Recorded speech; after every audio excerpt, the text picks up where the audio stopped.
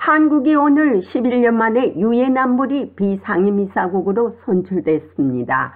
한국이 비상임이사국으로 선출됨으로써 한미일 삼각공조가 안보리에서 더욱 활발해질 것으로 예상되고 있습니다.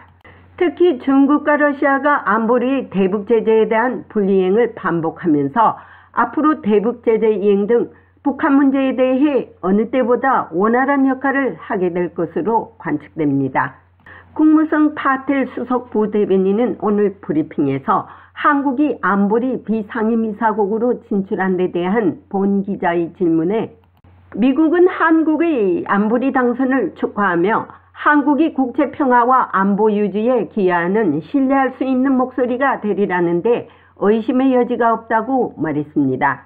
한편 중국과 러시아의 군용기가 한국 방공식별구역을 침범한 데 대해서는 해당 나라에 문의하도록 하겠지만 우리는 불안정하거나 무모한 것으로 해석될 수 있는 어떤 군사적 행동에 대해 계속 주의를 기울이고 있다고 말했습니다. 또한 북한이 유엔 안보리의 무능력을 이용해 도발을 일삼고 있는 것에 대한 질문에는 유엔 안보리는 계속해서 북한의 책임을 물을 수 있는 중요한 포럼장이라고 말하면서 안보리에는 북한 편에 섰으며 인도태평양 지역에서 광범위하게 북한이 목격하고 있는 악의적이고 불안정한 활동을 더욱 억제하고 영향을 미치는 데 자신의 역할을 사용해야 한다고 믿는 목소리가 있다고 말했습니다.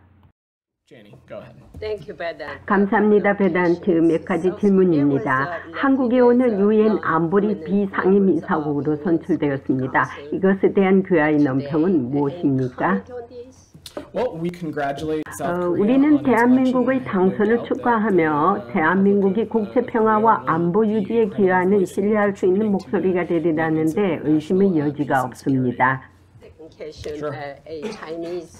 중국과 러시아 군용기가 예고 없이 한국 방공식별구역을 침범했습니다. 이것에 대해서 기아에는 어떻게 논평할 수 있습니까? 저는 그들의 영공에 대한 모든 침입에 대해 한국 관리들이 영공 침범에 대해 말하게 할 것입니다. 그러나 물론 우리는 불안정하거나 무모한 것으로 해석될 수 있는 모든 종류의 불안정하거나 행동적인 활동을 계속 염두에 두고 있습니다. 북한은 유엔 안전보장이사회의 무능을 도발에 계속 이용하고 있습니다. 미국은 유엔 안보리의 역할을 어떻게 평가할 수 있습니까?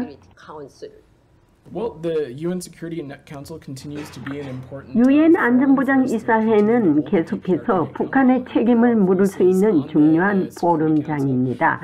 그리고 안보리에는 북한 편에 섰으며 인도태평양 지역에서 광범위하게 북한이 목격하고 있는 악의적이고 불안정한 활동을 더욱 억제하고 영향을 미치는 데 자신의 역할을 사용해야 한다고 믿는 목소리가 있습니다.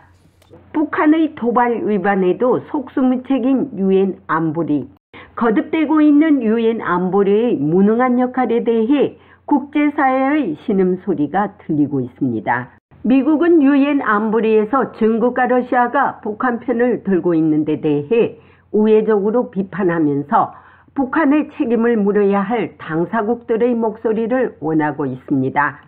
앞으로 한미일 3국이 유엔 안보리에서의 공조와 활약을 기대해 봅니다.